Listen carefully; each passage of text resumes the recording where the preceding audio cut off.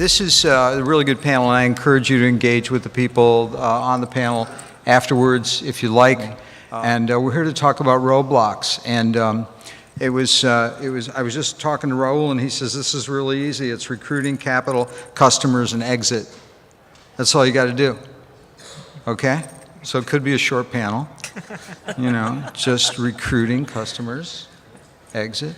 But really, I think this question of roadblocks is really the important one. So, Anne-Marie, why don't you just tell us a little bit about roadblocks? I mean, when you thought about this panel, what do you think the roadblocks are? I mean, everybody knows about money, but there's lots of other things. Technology?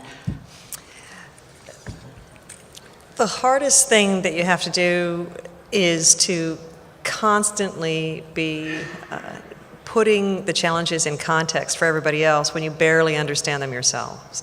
So as an entrepreneur, you sort of have this vision, you say this needs to change in the world, I'm going to start this company to do it. There are multiple roadblocks, to Hank's point. I mean, there's funding roadblocks, talent roadblocks, technology roadblocks.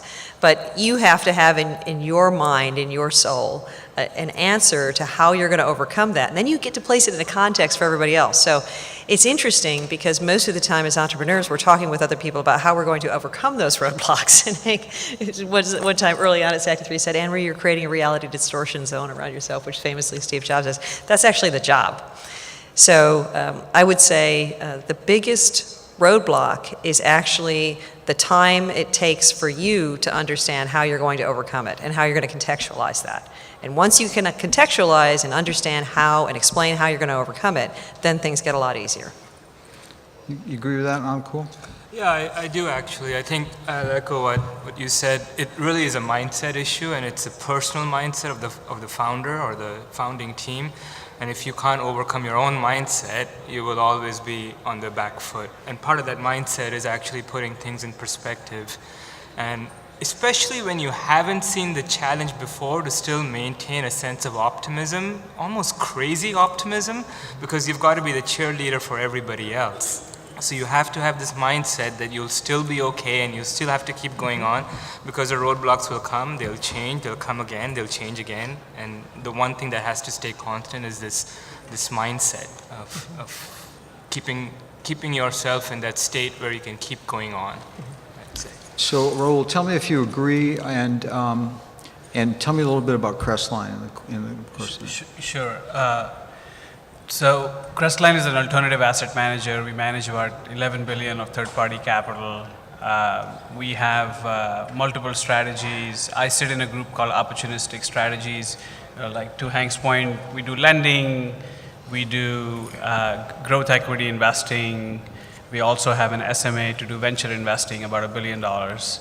So we kind of go cross-company stage, cross-capital structure. We focus on tech and software quite a bit.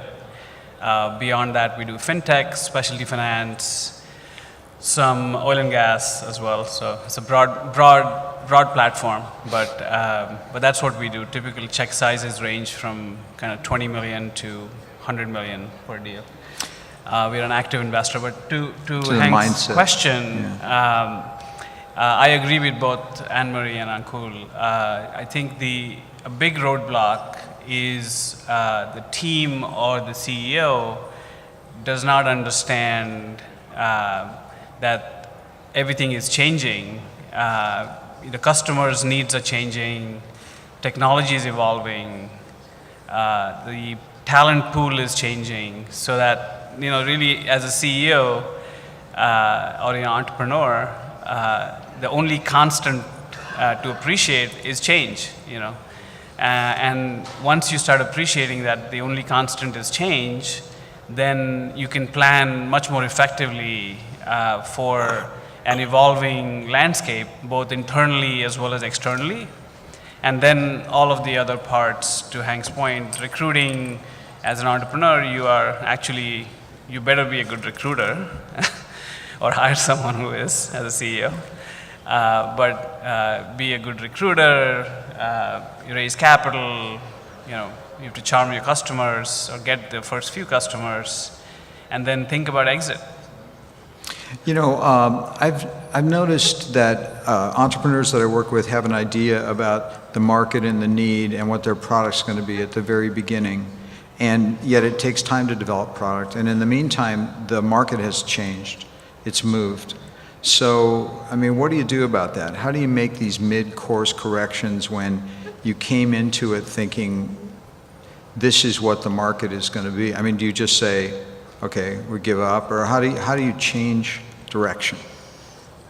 Amory, you saw this, right? Absolutely. So my first company was a battery company, and at that time, solid-state batteries were a lab experiment. They were very, very tiny, very, very low energy density products out there. And our vision was to get solid-state batteries into cars and to go through those technology steps to get that to happen. And we wrote codes to help us understand all the steps in the unit ops that would make those batteries be large and affordable. And what we came down to was that you had to produce them at high rate, that the existing process technologies were very, very low rate.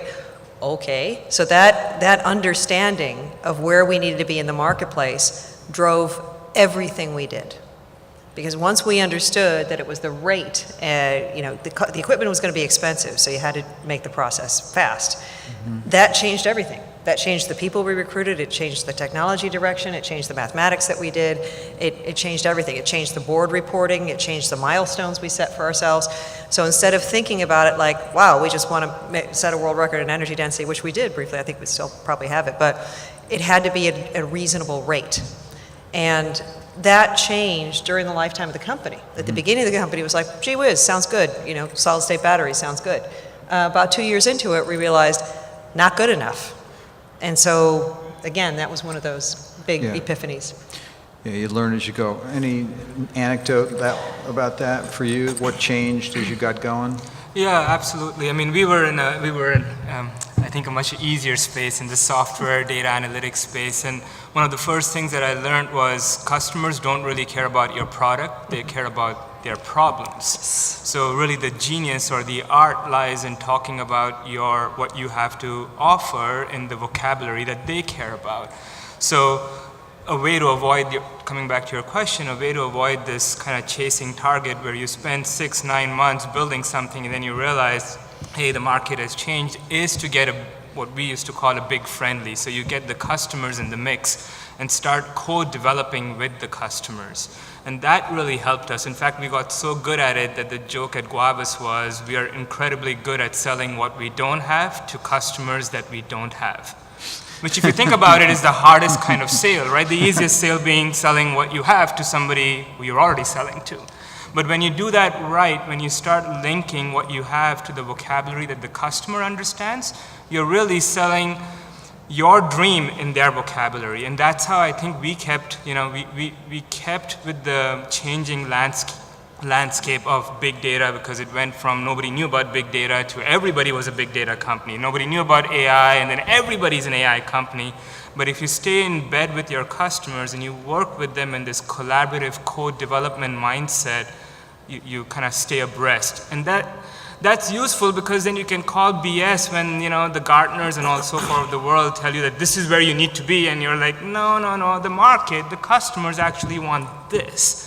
So I think having that intimate relationship with your early customers, and frankly with all your customers, allows you to kind of stay abreast of what really is in the market. I totally agree with Anukool. I think that sometimes the customer doesn't know the exact element of the thing that you're building that is going to be the magic. Amesite is a software company. We use AI to make college more accessible and engaging and professional products more engaging.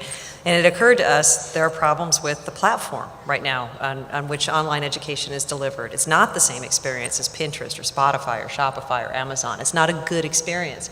And if we relied upon our users to tell us exactly, how should you click a button or what would be more engaging, typically people want to be able to make the grade they need to make in order to have credits transfer and build their education so they can advance economically. Mm-hmm. And they want it to be accessible, and they probably wouldn't identify those elements. It's our job. Right. So behavioral science says you have to engage with someone before they can learn. Right? So we followed the behavioral science rather than ask the customer a bunch of questions that they don't study all day, and try to create something that's, okay, the customer goals are out here, what are the steps we need to build into the platform to enable them to achieve that. Rahul, let's talk a little bit about your experience from an investment perspective with companies that are hitting these roadblocks and how they deal with them. I mean, there's hands-off investors. There are hands-on investors that probably are more hands-on than they should be. But what do you try to do when you see companies that are having difficulties either recruiting, raising money, product market fit? I mean, all those things. Is there a role for an investor there? I mean, you take the phone call, I guess. Right. You take the phone call, but I think it's also it behooves us to be a partner with the entrepreneurs, and to that end, we'll gently or maybe sometimes more forcefully engage with the entrepreneur and the team, and either point out what needs to get done or demand that it gets done by a certain date. And it may require bringing in external resources to help, right? So recruiting, many entrepreneurs in the early stages are the recruiters as they're building the team. But as you get beyond a certain size, the entrepreneur is now thinking about product and customers and how to evolve, and does not have the bandwidth to do serious recruiting. So either hiring in-house recruiters or bringing in outside recruiters. I mean, there are a number of resources that can be brought, and we obviously will add value by bringing the right people to the table. But I think one of the things we find ourselves uniquely positioned, I guess, to help companies with is to figure out how to change towards the most profitable road. Because to Anukool's point and Anne-Marie's points, customer needs are changing, and you now have a variety of choices. And even if it is a choice of building a new solution, to Anukool's point, for a customer, how should you build it? Should you build it as a SaaS product? Should it be a different kind of delivery? Should it be with services, without services? So there's a whole bunch of different strategic decisions that the P&L, profit and loss statement of that, is very important. So that's what we find ourselves more focusing on, is figuring out the economics associated with all the different options or different paths the company should take at every juncture. So that I think is one of the biggest contributions that we have to many of the companies we're involved with. So that's strategic and operational at the same time. You can help them find the right people. Let's drill down on that a little bit. You've got a sense, once you've figured out strategically what you need to do over the next N number of months, how do you map that into some kind of metric, some kind of key performance indicators?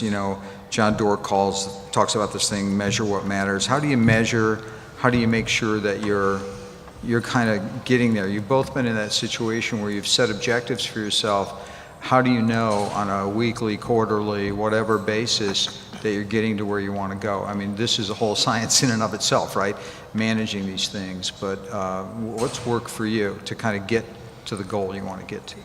I think it changes as the company evolves. We grow rapidly, but we try to just have simple cadences. I mean, it's good to have board meetings. Those are always a forcing function. Thank you for saying that. I agree with that. Yeah, actually, it's a forcing function. It's a forcing function to just make sure are you tracking or not. But then you have to follow that up with, simple things like weekly staff calls, monthly operating reviews, and that gets everybody in a cadence of at least, as the team grows, having a common framework. And then when you get into these monthly or operating reviews, you don't want to create work every single time, so you have to have a template that you follow. In that template really should be the things that really matter for the business at the time of that business. So when you're a 50 million revenue company going to 80 million, you'll have a certain set of KPIs that you'll run the company by. When you're 0 to 10, you'll run by a different set of KPIs. You may not even have KPIs in the early days. But I think most important is not so much what the OKRs are, what the KPIs are. What's more important is to have a cadence at which you take a heartbeat of the business as you go along, whether that be quarterly board meetings, monthly operating reviews, weekly staff calls, daily stand-ups, right? So you're objectivizing it exactly all the way along. Marie? Yeah, I think collaboration is really important when you're developing a set of KPIs. I don't think that you can practically measure a group or an individual's performance without having, to a great extent, their buy-in to it. And the thing is, when you're not the practitioner, when you're not the artisan, and you stand back, you say, well, this should look like this. Sometimes that thing is hard to measure. I'll give you an example in batteries. When early on at SACTI3, when we were trying to measure the energy density, you can do that on the basis of volume or on the basis of mass. Well, you can measure the volume pretty well, even if something is very thin. You can't measure the mass very well. And so any KPI that was based on gravimetric energy density sounds like a good thing. Big batteries that were low energy density in the marketplace, you could measure those things. You couldn't for the lab specimen. So that was an example of an exercise that we went through, which is how do we know we're on the right track? How are we not only getting to the right measures, but measuring things along the way that are measurable? Maybe another example, at Amesite, we look at click-throughs in marketing to see, are we reaching the students? Are we reaching the learners? We get them to a certain point in registration. Then what do we find out? Well, with different tools, we know different things. So it's very important to have a discussion with marketing on, we're judging based on this. Is this the right thing until we get to a step where we can measure something else? I would add that the investor view is slightly different, which is show me the money. So where are the sales? When will we turn EBITDA positive? When will the burn stop? When will we exit? What the ROI would be? So mindset is a little different, but it's the same end goal. Well, let me ask you something about that, because earlier people talked about unit economics, and unit economics, I guess, presumes there's a unit, right? So, I mean, how do you start thinking about the same issue we just talked about from a product perspective? How do you start thinking about that in terms of finance and measuring whether you're being efficient at what it is you're trying to do? I know in the early going, it's like find a customer, talk to a customer, all the things that were talked about on the previous panel, which I thought was good. But when do you get to a point where you start saying to yourself, okay, we want to look at cadres of buyers, we want to look at unit economics, we want to start thinking about those things? I mean, is that early, mid? I mean, is there? No, but if your total addressable market is small, right, and you can take any unit economics, if you're burning 40 million of SG&A, it doesn't matter. Yeah. The business is not going to go anywhere. As long as a lot of those are going to legal fees, that's okay. From an SG&A perspective, you don't want to scrimp on that. I think I might surprise Rahul when I say, I think it's on day one. I think you can have a big dream, but if your company can't be sustainable and you can't walk there in terms of things that you're measuring, you're not going to make it. So even if your story today is, we can measure these things, but we can't quite get to this, you need to be able to contextualize that to, how do I get to a point where this thing is profitable? If you don't have a well thought out rationale for how you get to that point, you might be in the wrong business. Yeah, I have a slightly different approach. I mean, I do think a plan is good to have and a vision is good to have, but I think in the early days it's more art than science, and you have to kind of meander and feel your way through to success. Once you've got the first couple, we were talking about product market fit, I think that's when you got to mechanize and have, CAC, cost of customer acquisition, unit economics. And then you start making it into a machine. We talked about having a playbook that you can give to in the previous panel, I think, when does the founder stop selling and when does the machine kind of take over? Well, when you have something that can be codified, that's when you put metrics on it, that's when you measure it and you engineer it. But in the early time, I think it's very much when you're launching a new product, you're incubating something new, it's more, you got to go with your instincts and feel. I don't think it's, I don't think if you put metrics on it too early, you'll probably suffocate it. So you got to almost separate it out and keep it separate from the mechanized machine. Well, there is a development phase, yeah, right? And that's okay. Yeah. There should be a macroeconomic theory, though. True. So I don't think what we're saying is actually intention. There are the things that you measure, and those get walked to something that feeds into your macroeconomic theory. But at some level, there should be a large enough market, a price point that matters, a group that is going to be satisfied with this product more than something else, or maybe has a need for it. There should be some theory. Sure. Yeah, the danger is having what we used to call a science fair project, right? Like, we're just going to keep developing this Right. forever because it's really good. It's Right. great. We're having a great time, and we want to keep doing that. We're getting short on time. Does anybody have questions, thoughts? I mean, this is a great panel. Yeah, there's somebody over there. So what if you have a product which is, so you're in a space which is crowded, and that crowded space has proven companies which have done really, really very good. What if you have a product which is way better than what they have, and it's very obvious, but you are a startup, a founder, so you have no sales or the money to go there. So would you still need the metrics, or is it enough to show that it's obviously a really good product and you have probably patents on it? Is that good enough? Well, I think that's the most important ingredient, right? Having good content, then you can spin it in different ways. So if you believe that you've got compelling differentiated technology, you don't have to climb Mount Everest in one step. Take the first step, get the first customers, just delight the hell out of that first customer, get that first customer to be a reference, and then, that's my feel, right? It's very easy as a startup or a founder to say, hey, I might have the best technology, but IBM is too big, they're going to come in and, how will I compete with them? But and in fact, if you're chasing the customers that want to buy IBM, just not to pick on IBM, but just as a big, they're probably the wrong customers anyway, right? So you got to find that same thing that, in the crossing the chasm, find that quirky first customer who's willing to take a risk on you, delight the hell out of them, and then build from there. That's base camp in Mount Everest metaphor. Right? Thank you. Yeah, and I think, reading is good. I like the fact, you talk about crossing the chasm. There's about 6 or 7 books out there that are great. There's about 100 that are bad, but 6 or 7 that are really great. Yeah, I'm happy that I joined here. I was actually walking by when I saw the roadblock for an entrepreneur, so it interested me. I came here. Last 5 years, I've been working on a product. Obviously, I'm a founder, so I found it's a very beautiful product. One of the problems I really appreciated is the insight contextualization in the customer's problem point of view. You need to translate and start sharing it. One of the problems we have is that obviously generates sales cycles, right? Because you contextualized it, right? So my question is, are there any business models you can suggest in co-developing with customer so that biggest thing for me is sales cycle, CAC, right? Customer acquisition cost. I think that's where the whole thing revolves.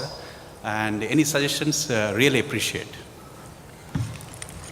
Yeah, I had the same problem. Our sales cycles were 9 months, 12 months, and and during that sales cycle, the person who we were working with would get fired, right? So it doesn't really help, or whatever, move or get promoted.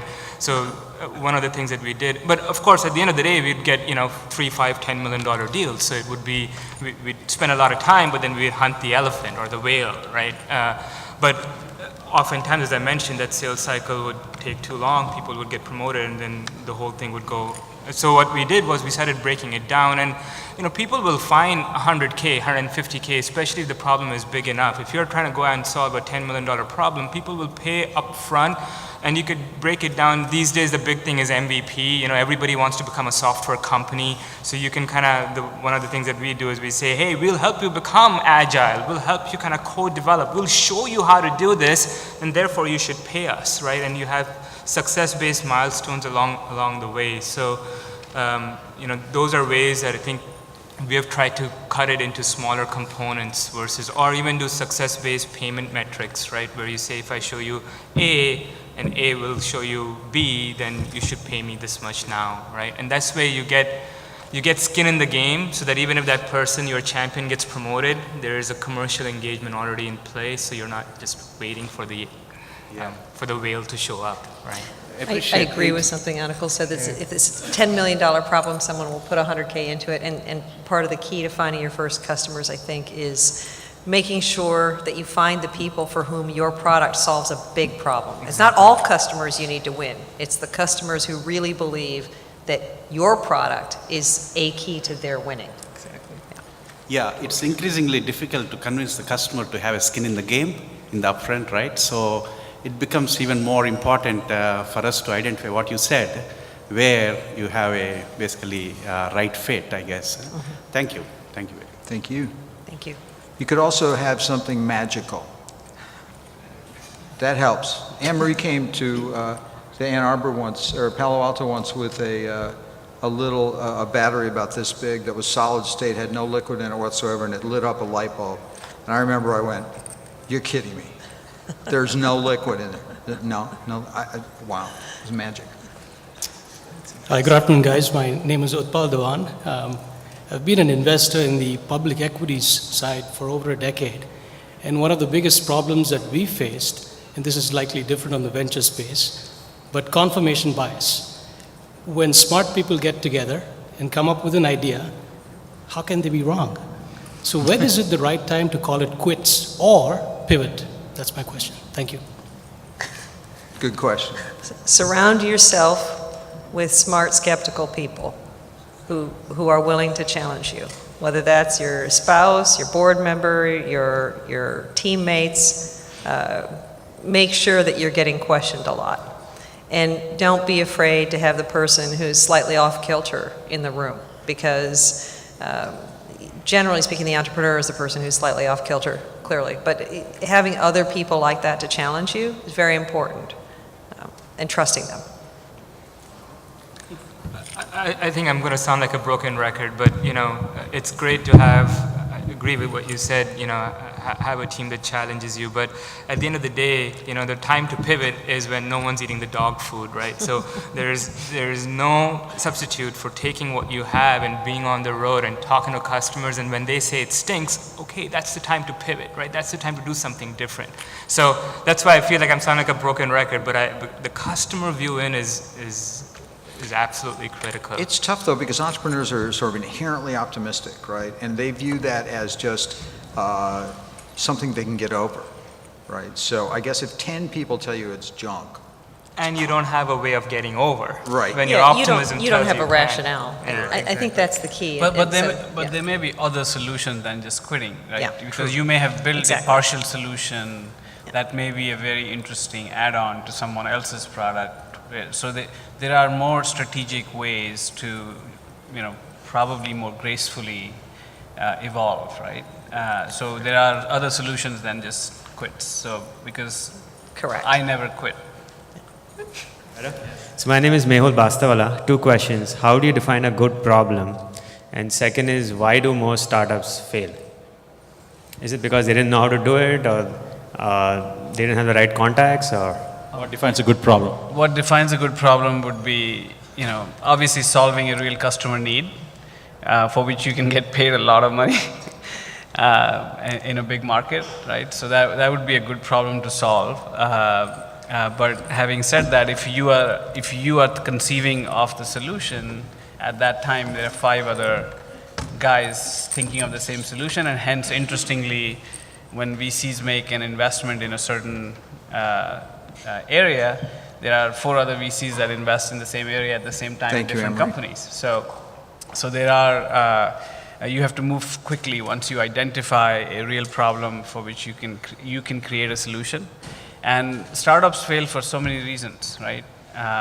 Some just not able to raise capital, some can't get the talent, some can't evolve with the market needs, and some can't deliver the product. So it's just a whole myriad of reasons. But I think if you have a good core group of guys and you decide to solve a real customer problem, and if you can evolve with the market need and your customer needs, I mean, you will see light at the end of the tunnel. Obviously, like every company's journey, you'll have dark, days and tough decisions to make. But persistence is, I think, a very, very good trait that I've seen in most entrepreneurs that have have had very successful exits. They are persistent, and they just are at it. They are dogged. Right. Listen, we are out of time, but thank Yes. you so much. I think it was a good panel. Anne Marie had to go, but thank you, panel. We appreciate it. Thank you very much.